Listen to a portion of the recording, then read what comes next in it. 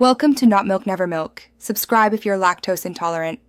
You start by verifying prerequisites: Azure subscription, proper role, and the Meta Genius CLI installed. First, authenticate with Az login so you can run commands, then create a resource group named for this latch. Next, provision a service principal with limited permissions for the latch service. Note the app ID and secret. Once you have credentials, configure the Meta Genius CLI using those values, and test a dry run create command to confirm connectivity before moving to deployment.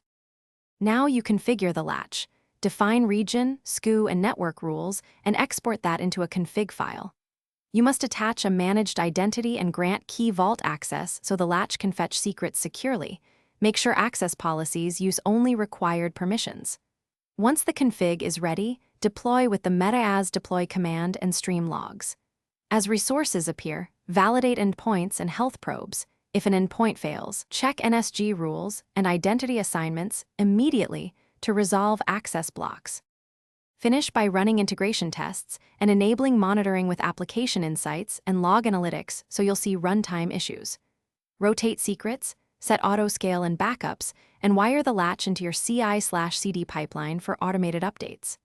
Once done, perform a full failover test to confirm resilience. If something goes wrong, a single key troubleshooting step is to verify role bindings and key vault access first. Often failures stem from missing permissions or blocked network rules, so correct those and retry deployment. Thanks for watching. If this was helpful, leave a like and consider subscribing. See you next time.